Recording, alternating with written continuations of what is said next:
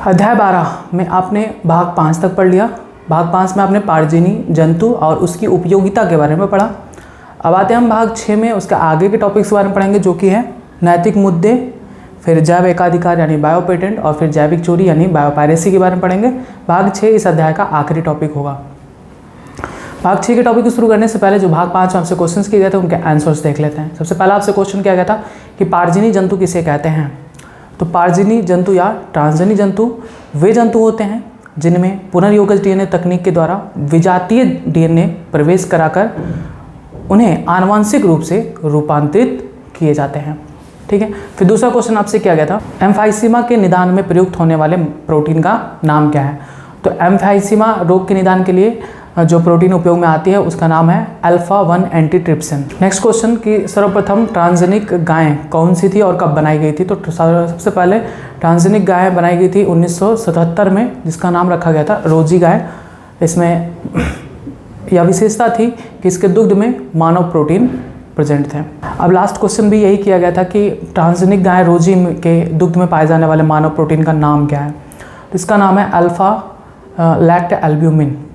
ठीक, बस 5 क्वेश्चंस किए गए थे जिनके आंसर्स आपको बता दिए गए। अब आते हैं हम भाग 6 के टॉपिक नैतिक मुद्दे यानी इथिकल इश्यूज़ पर। फिर हम पढ़ेंगे जैव एकाधिकार और उसके बाद हम जैविक चोरी यानी बायो पायरेसी के बारे में पढ़ेंगे। तो सबसे पहला टॉपिक आता है नैतिक मुद्दे यानी इथिकल इश्यूज़ क्या हैं। देखिए, नैतिक शब्द का मतलब क्या होता है। नैतिक शब्द का मतलब होता है कि हमारे ज्ञान के आधार पर आसपास की जो भी चीज़ें हैं उनको इस तरह से अपने साथ लेकर चलें कि उन्हें कोई भी नुकसान ना पहुँचे मानवीय क्रियाकलाप के द्वारा। ये होती है नैतिकता। सभी के लिए नैतिकता यही होती है कि आसपास जो भी आपके मौजूद हैं, जो भी जीव मौजूद हैं या आपके जो भी संबंधित चीज़ें हैं उनको आपके द्वारा किसी भी प्रकार का नुकसान ना हो। नैतिकता हमें यही सिखाता है। तो नैतिक मुद्दे में यही बताया गया कि बायोटेक्नोलॉजी के द्वारा हम अलग अलग जीवों पर प्रयोग करते हैं, उन्हें किसी न किसी रूप से हम परेशान कर रहे हैं या उन्हें हानि पहुंचा रहे हैं। तो इसके लिए कुछ न कुछ ऐसे नियम बनाए जाएं जिनके द्वारा उन जीवों की सुरक्षा का भी देखभाल किया जाए। यानी ऐसा ना हो कि आप मानवीय क्रियाकलाप के द्वारा अन्य जंतु को हानि पहुँचे। तो इसके लिए नैतिक मुद्दे उठाए गए और उसके बाद गवर्नमेंट ऑफ इंडिया ने एक कमेटी स्थापित की जिसका नाम था GEAC। ऐसा जानबूझ के किया गया क्योंकि बहुत सारे ऐसे एक्सपेरिमेंट किए जा रहे थे जिनमें जीवों को हानि पहुंच रही थी। इसको देखते हुए कहीं ना कहीं ये लगा कि बायोटेक्नोलॉजी के द्वारा जो भी नए जीव बनाए जाएंगे उनके बनाने संबंधित सभी विषय के बारे में आपको पहले सूचना देनी होगी कमेटी को। उसके क्या लाभ हो सकते हैं, उससे क्या हानि हो सकती है, इन सभी चीज़ों के बारे में बताएंगे। तभी ये अप्रूव करेगा उस आनुवंशिकी रूपांतरित जीव को। यानी जो मानव जाति है उसके द्वारा अगर अन्य जीवधारियों से जो भी हित साधन प्राप्त करना है, अगर वो बिना नियम के किया जाएगा तो ये सही नहीं है। क्योंकि बिना नियम का कोई भी किसी भी तरीके से जीव बना सकता है। अब हो सकता है वो जीव किसी न किसी रूप से मानव पर ही नुकसानदायक हो। तो इसके लिए नियमों की आवश्यकता थी। तो इसके नियम बनाने के लिए गवर्नमेंट ऑफ इंडिया ने एक कमेटी स्थापित की जिसका नाम है GEAC यानी जेनेटिक इंजीनियरिंग अप्रूवल कमेटी। अब इस कमेटी का काम था कि आप जो भी रिकॉम्बिनेंट डीएनए टेक्नोलॉजी के द्वारा जो भी GM प्लांट बनाते हैं या GM एनिमल्स बनाते हैं यानी जेनेटिकली मॉडिफाइड, तो उनके बारे में सारी सूचना पहले आप देंगे कमेटी को और फिर उसके बाद अप्रूवल मिलेगा आपको उसको बनाने के लिए। सभी मानवीय क्रियाकलापों जो जीवधारियों के लिए असुरक्षात्मक, यानी जो मानवीय क्रियाकलाप किसी भी जीवधारियों के लिए या तो असुरक्षात्मक हो, अच्छा हो सकता है वो उसके लिए सहायक भी हो, लेकिन फिर भी हमें कुछ नियम बनाना आवश्यक है जिससे किसी भी जीवधारी के लिए उसकी सुरक्षा का भी देखभाल हो। अगर सहायक हो तो किस प्रकार से सहायक हो, इनके बारे में भी हमें जानकारी प्राप्त हो। तो सभी मानवीय क्रियाकलापों जो जीवधारियों के लिए असुरक्षात्मक या सहायक हों, उनमें आचरण की परख के लिए कुछ नैतिक मानदंडों की आवश्यकता है। यानी जो कोई भी जेनेटिकली मॉडिफाइड एनिमल्स बनाता है या प्लांट्स बनाता है तो उसकी असुरक्षात्मक और सहायक दोनों के जो आचरण है उसकी परख के लिए नैतिक मानदंडों की आवश्यकता थी। और इस नैतिक मानदंड का जो दिया गया भारत सरकार द्वारा वो GEAC को दिया गया कि आप तय करेंगे कि किस मॉडिफाइड ऑर्गेनिजम्स को लाना है, किसको नहीं लाना है। इसे जैव नैतिकता भी कहते हैं। इसी को हम बायो एथिक्स यानी जैव नैतिकता भी कहते हैं। मनुष्य के एक यह नैतिक कर्तव्य भी है कि वो अन्य जीवधारियों की भी सुरक्षा का ध्यान दे।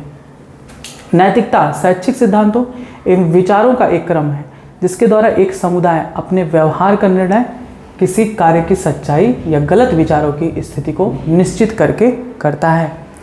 यानी नैतिकता हमें यही सिखाती है कि जो भी कार्य हम कर रहे हैं, ठीक है, वो किसी भी अन्य जीवधारी के लिए असुरक्षात्मक ना हो। ठीक है, सच्चाई और गलत विचारों की स्थिति को निश्चित करके ही करता है। जैव नैतिकता हमारे ज्ञान को नियंत्रित करता है। जैव नैतिकता जो भी है बनाई गई है वो हमारे ज्ञान को नियंत्रित करता है, अन्यथा जैव संसार का विनाश भी हो सकता है। अगर ऐसे ही एक्सपेरिमेंट करते रहें, अगर हम किसी भी जेनेटिक मॉडिफाइड ऑर्गेनिजम्स को बनाते रहें तो हो सकता है उनमें से कुछ ऐसे भी ऑर्गेनिज्म बन जाएं जिसकी वजह से तबाही मच सकती हैं। तो इसके देखते हुए GEAC के द्वारा बहुत सारे नियम्स लगाए गए हैं। जीवों के आनुवंशिक रूपांतरण के तब अप्रत्याशित परिणाम निकल सकते हैं जब ऐसे जीवों को पारिस्थितिक तंत्र में सन्निविष्ट कराया जाए। यानी कोई भी जीव है उसके आनुवंशिक रूपांतरण के तब अप्रत्याशित प्रमाण निकल सकते हैं जब उन्हें हम पारितंत्र में छोड़ दें। ऐसे तो अगर हम लैब में रख के उसकी बारे में जानेंगे, सीखेंगे तो आपको हो सकता है वो चीज़ें ना मालूम पड़े कि उससे आने वाले समय में क्या बुरे परिणाम हो सकते हैं। इसलिए भारत सरकार ने ऐसे संगठनों को स्थापित किया है जैसे कि GEAC यानी जेनेटिक इंजीनियरिंग अप्रूवल कमेटी, जो कि जीव अनुसंधान संबंधी कार्यों की वैधानिकता तथा जन सेवाओं के लिए जीवों के सन्निवेश की सुरक्षा आदि के बारे में निर्णय लेगी।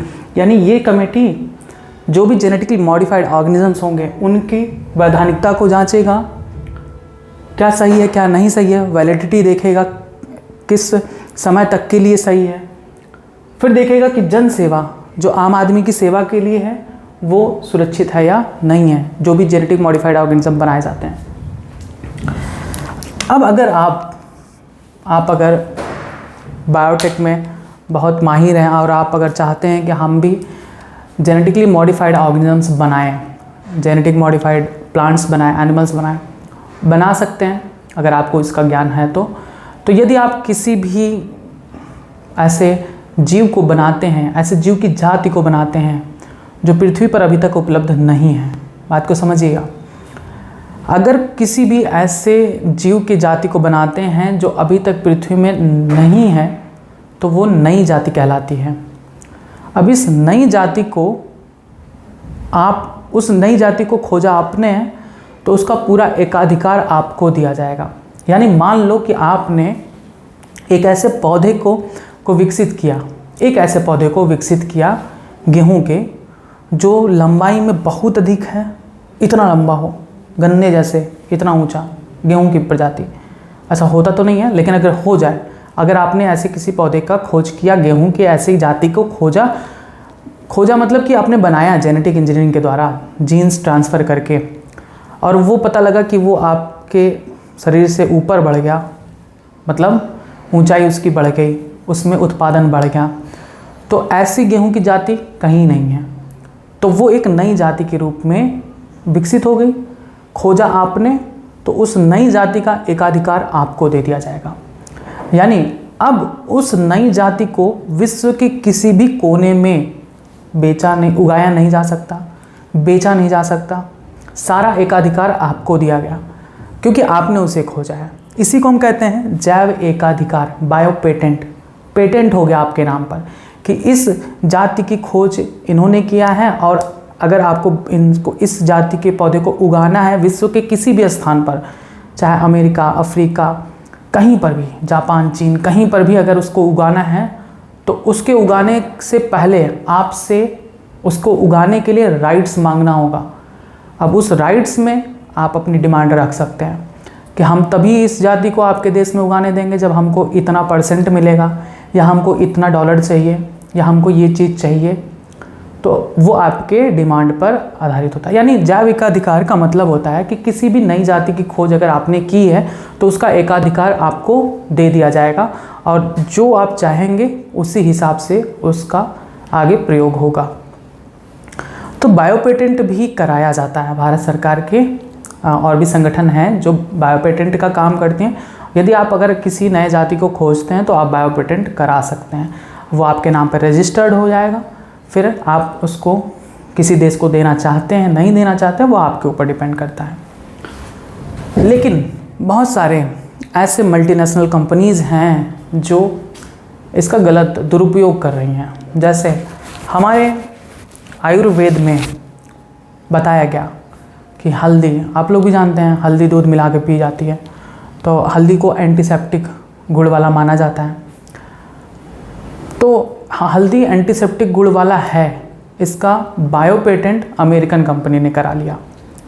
अब इस पे बात आई कि ये तो हमारे यहाँ भारत में तो बहुत पहले से बताया गया है, अगर आप अब बता रहे हैं कि इसमें एंटीसेप्टिक गुण है और अपने नाम पे बायो पेटेंट करा लिए तो ये तो गलत हुआ, क्योंकि भारत तो इससे पहले जानता था। अब ये भारत में जो भी था कि उन्होंने अपने नाम पर पेटेंट नहीं कराया, बात अलग थी।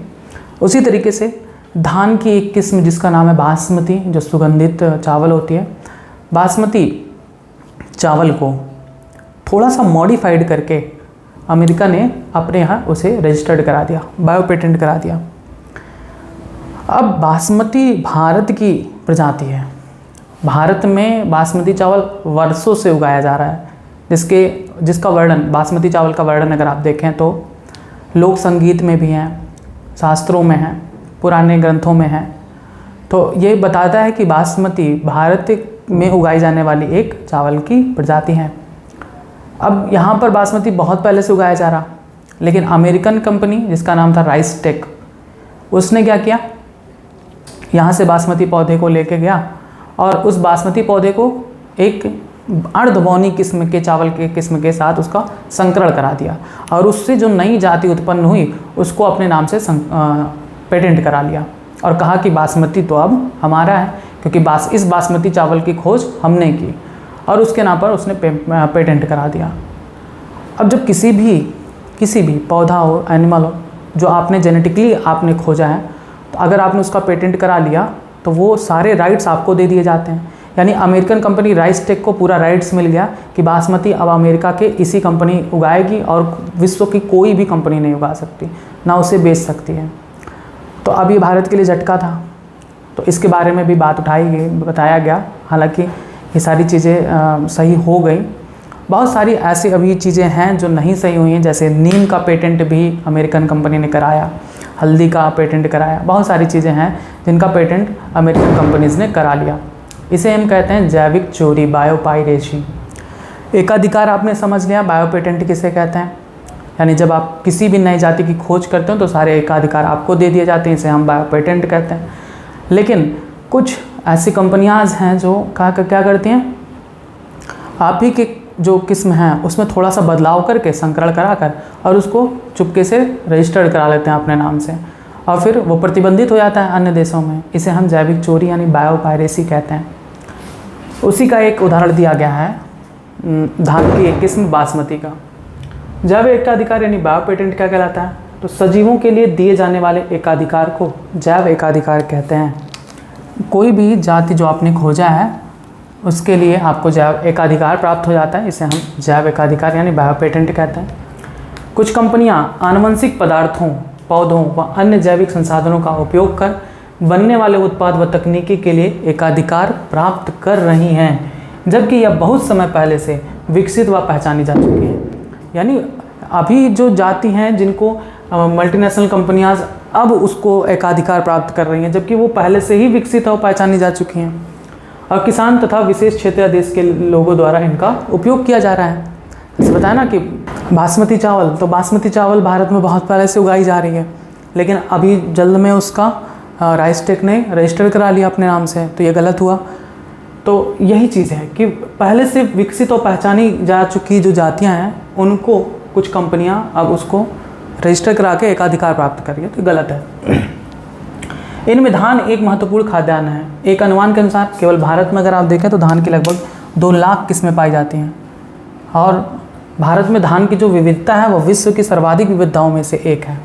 अब इसमें से बासमती जो धान है, बासमती चावल, जो अपने सुगंध और स्वाद के लिए पहचानी जाती हैं, इसकी लगभग 27 पहचानी गई जातियाँ भारत में उपलब्ध हैं। और इसका वर्णन अगर आप देखें तो पुराने ग्रंथों में इसका वर्णन है, लोक साहित्य में है, कविताओं में है, बासमती का वर्णन मिलता है। ये प्रूफ करने के लिए, अमेरिकन कंपनी को प्रूफ करने के लिए कि भैया ये सब देखिए, इन सब जगह पर बहुत पहले ये वाला ग्रंथ लिखा गया था, उसमें बासमती का वर्णन है, यानी बासमती अमेरिका आपकी कंपनी का नहीं है, हमारे भारत का है। तो ये सब प्रूफ करने के लिए दिया गया है कि बासमती का जो वर्णन है वो पुराने ग्रंथों, लोक साहित्य, कविताओं में मिलता है। इससे ये प्रूफ होता है कि बासमती भारत की किस्म है, जिससे यह पता चलता है कि यह कई 100 वर्ष पहले से उगाया जाता रहा है। वर्ष 1977 में एक अमेरिकी कंपनी ने बासमती धान पर अमेरिकन एकस्व व ट्रेडमार्क कार्यालय द्वारा एकस्व अधिकार प्राप्त कर लिया था। यानी अमेरिकन कंपनी जिसका नाम था राइसटेक, इसने क्या किया, बासमती धान को अमेरिकन एकस्व और ट्रेडमार्क जो ऑफिस है वहाँ से रजिस्टर्ड कर लिया, एकस्व अधिकार प्राप्त कर लिया। यानी अब यही कंपनी बासमती चावल को उगा सकती थी, बेच सकती थी, और कोई अन्य कंपनी नहीं बेच सकती थी। तो इसमें कंपनी बासमती की नई किस्मों को अमेरिका व विदेशों में बेच सकती है। बासमती की यह नई किस्म वास्तव में भारतीय किसानों की किस्मों से विकसित की गई थी। भारतीय बासमती को, जो भारतीय बासमती है, ये जो कंपनी है क्या किया, भारतीय बासमती को अर्धबौनी किस्म के साथ संकरण कराया, और संकरण कराकर जो नई खोज हुई उसे अपने नाम एकाधिकार प्राप्त कर लिया। एकाधिकार के लागू होने के बाद इस एकाधिकार के तहत अन्य लोगों द्वारा बासमती का विक्रय प्रतिबंधित हो सकता है, क्योंकि हमने बताया ना कि जब किसी भी एक जाति के लिए अगर आपको एकाधिकार मिल जाता है तो उसके सारे राइट्स आपके पास हो जाते हैं। यानी अब इस बासमती को कौन उगाएगा कौन नहीं उगाएगा वो राइसटेक के हाथ में चला गया ना, क्योंकि इसने रजिस्टर्ड करा लिया। तो बाद में बहुत सारी चीज़ें हुई, इसके बाद ये सही माना गया कि भारत में ही बासमती चावल का विकास हुआ था, तो इसलिए इसका एकाधिकार समाप्त किया गया। इसे हम कहते हैं जैविक चोरी यानी बायोपायरेसी। आइए थोड़ा विस्तृत समझेंगे कि जैविक चोरी या बायोपायरेसी क्या होता है। आइए समझते हैं जैविक चोरी यानी बायोपायरेसी को। तो मल्टीनेशनल कंपनियों व दूसरे संगठनों द्वारा किसी राष्ट्र या उससे संबंधित लोगों से बिना व्यवस्थित अनुमोदन व क्षतिपूरक भुगतान के जैव संसाधनों का उपयोग करना बायोपायरेसी कहलाता है। कोई भी जैव संसाधन है, कोई भी जैव संसाधन हो सकता है, कोई पौधा हो किसी राष्ट्र का, किसी राष्ट्र में विकसित पौधा हो सकता है खेती करने का तरीका हो, खेती से संबंधित या जैविक संसाधनों से संबंधित समस्त बातें जो भी आती हैं किसी राष्ट्र की जो अपनी खुद की है, अगर उस राष्ट्र से बिना पूछे, बिना उसके अनुमति के, बिना उसे क्षतिपूरक भुगतान दिए अगर कोई कंपनी उसका उपयोग करती है तो इसी को हम बायोपायरेसी कहते हैं। एक एग्जाम्पल के रूप में जैसे मैंने आपको बताया ना कि भारत में बासमती चावल उगाई जाती थी, तो भारत की है वो जाति, यानी सारा एकाधिकार भारत राष्ट्र के पास होना चाहिए बासमती का, लेकिन इसका दुरुपयोग हुआ। अमेरिकन राइसटेक कंपनी ने उसे पेटेंट करा लिया।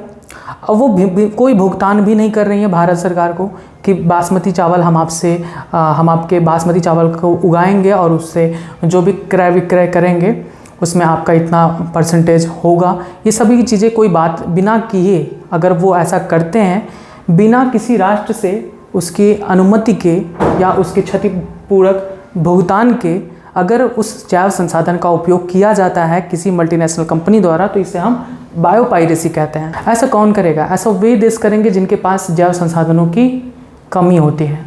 बहुत से ऐसे औद्योगिक राष्ट्र हैं, यानी ऐसे औद्योगिक राष्ट्र हैं जो परिपूर्ण हैं धन से, लेकिन जैविक संसाधनों से परिपूर्ण नहीं है, यानी उनके पास जैव विविधता कम है, परंपरागत ज्ञान की कमी है। बहुत से ऐसे औद्योगिक राष्ट्र हैं जो आर्थिक रूप से बहुत संपन्न हैं, यानी धन से बहुत संपूर्ण हैं, लेकिन उनके पास जैव विविधता नहीं है, यानी जीवों की जातियों की कमी है। हो सकता है उनके यहाँ आलू अच्छे ना उगते हों, हो सकता है उनके यहाँ गेहूं की प्रजाति अच्छी ना हो सकता है उनको उगाने का उनके पास ज्ञान ना हो। तो इन सभी को अलग अलग देशों से, उस देश से बिना अनुमति लिए अगर उन चीज़ों को अपने राष्ट्र में करना है तो इसी को ही हम बायोपायरेसी कहते हैं। यानी इसके विपरीत अगर हम देखें औद्योगिक राष्ट्र के जिनके पास जैविक संसाधन या परंपरागत ज्ञान की कमी है, अगर हम उनका कंपैरिजन करें विकसित और अविकसित राष्ट्र जैव विविधता व जैव संसाधनों से, तो इनके पास परंपरागत ज्ञान है। जैव संसाधनों से संबंधित परंपरागत ज्ञान का उपयोग आधुनिक उपयोगों में किया जा सकता है, जिनके फलस्वरूप इनके व्यापारीकरण के दौरान समय, शक्ति व खर्च को बचाया जा सकता है। यानी अगर हमें लगता है कि धान की कोई प्रजाति है भारत में विकसित की गई है और अच्छी प्रजाति है, हम अगर और दूसरे जो देश हैं वो चाहते हैं कि इस प्रजाति को वहाँ पर उगाया जाए, वहाँ पर बेचा जाए, तो हम ये कर सकते हैं। पहले तो ये होता था कि यहीं पर उगाया जाता था, यहीं से ट्रांसपोर्ट करके दूसरे देश में भेज दिया जाता था जो उत्पादन होता था। लेकिन अब दूसरे देश क्या चाहते हैं कि समय बचे, शक्ति और खर्च बचे, तो इसलिए वो चाहते हैं कि वो प्लांट ही हमें दे दिया जाए, हम अपने यहाँ उगा लेंगे। तो उगा लो, ठीक है, लेकिन उसके जो राइट्स है वो हमारे पास है, हमें जो भुगतान चाहिए उसे भुगतान को कर दो। तो अगर ऐसा करते हैं तो व्यापारीकरण में आसानी होगी। ले जाओ वहाँ पर अपने यहाँ अपने देश में उसको उगाओ, बेचो। लेकिन ऐसा बहुत सारी कंपनियाँ नहीं करती, बहुत सारी कंपनियाँ चोरी कर लेती हैं, बिना भुगतान किए, बिना उसकी पूर्व सूचना के उस जाति को अपने देश में ले जाकर उगाती हैं, बेचती हैं और उससे धन कमाती हैं। इसी को हम बायोपायरेसी कहते हैं। विकसित व विकासशील राष्ट्रों को अगर हम देखें, इनके बीच अन्याय है, अपर्याप्त क्षतिपूर्ति व लाभों की भागीदारी के प्रति भावना विकसित हो रही है। मतलब अगर आप देखें तो वे राष्ट्र जिनके पास जैव संसाधन है, जो देश हैं, अन्य देश जो चाहते हैं कि वो जैव संसाधन हमारे पास आ जाए बिना किसी लाभ के, भागीदारी के, यानी उस राष्ट्र को हम कुछ भी ना दें, ठीक है। इसके कारण कुछ राष्ट्रों ने, अब ये देखते हुए कुछ राष्ट्रों ने जैव संसाधनों व परंपरागत ज्ञान का बिना पूर्व अनुमति के, यानी हमसे अनुमति लिए अगर किसी देश ने अगर हमारे यहाँ का पौधा उगा दिया तो गलत माना जाएगा, इसके लिए क्या बना दिया, नियम बना दिया। बहुत सारे राष्ट्रों ने ऐसा किया कि जब देखा कि दूसरे राष्ट्र क्या कर रहे हैं कि हमारे जैविक संसाधनों की चोरी कर रहे हैं बिना किसी भागीदारी के, यानी कोई पार्टनरशिप नहीं हो रहा कि आप ले जाओ प्लांट को, ले जाओ। हम नहीं कहते कि अगर आप बासमती चावल को उगाना है अपने देश में ले जाओ, लेकिन उस बासमती चावल का जो उत्पादन होगा उसका इतना % हमें चाहिए, अगर इस शर्त पे तय होता है तो, क्योंकि वो हमारे राष्ट्र का है। तो ये सारी चीज़ें जब नहीं हुई, जैविक चोरी होने लगा, बिना अनुमति के ऐसा किया जाने लगा, तो बहुत सारे राष्ट्रों ने नियम बना दिया कि बिना पूर्व अनुमति के अगर हमारे जैव संसाधन या परंपरागत ज्ञान का उपयोग किए तो जो भी चीज़ें बनाई गई हैं नियम, उसका पालन आपको करना पड़ेगा। भारतीय संसद ने क्या किया, तो भारतीय संसद ने हाल ही में भारतीय एकस्व बिल यानी इंडियन पेटेंट बिल में दूसरा संशोधन पारित किया, जो ऐसे मुद्दों को ध्यानार्थ लेगा जिसके अंतर्गत एकस्व नियम संबंधी आपातकालिक प्रावधान तथा अनुसंधान एवं विकासीय प्रयास शामिल हैं। यानी भारत भी इस कार्य में अपना योगदान दे रहा है कि कोई भी ऐसा कार्य दूसरे राष्ट्र के द्वारा ना किया जाए जो कि बायोपायरेसी से संबंधित हो या जैव संसाधन या परंपरागत ज्ञान की चोरी से संबंधित हो। इसके लिए भी भारत ने अपने इंडियन पेटेंट बिल में दूसरा संशोधन तय किया और इसमें आपातकालिक प्रावधान, अनुसंधान संबंधी चीज़ों को शामिल किया और विकासीय संबंधी चीज़ों को शामिल किया। तो ये था आज का आखिरी टॉपिक जिसमें आपने जाना नैतिक मुद्दे, जैविक अधिकार और जैविक चोरी यानी बायोपायरेसी के बारे में। उम्मीद है कि ये सारे टॉपिक्स आपको समझ में आए हैं। ये आखिरी भाग था अध्याय 12 का, जो कि पूरी तरीके से अध्याय 12 समाप्त हो गया। 12th लगभग पूरा चैप्टर आपके समाप्त हो चुके हैं। आप इसको पढ़िए और अच्छी तरीके से चीज़ों को रिवाइज़ करके तैयार करिए। अब जो बचे हुए हैं चैप्टर्स कक्षा 11 के, उनके बारे में आपको बताया जाएगा। तब तक आप जुड़े रहें बायोलॉजी हिंदी के साथ। धन्यवाद।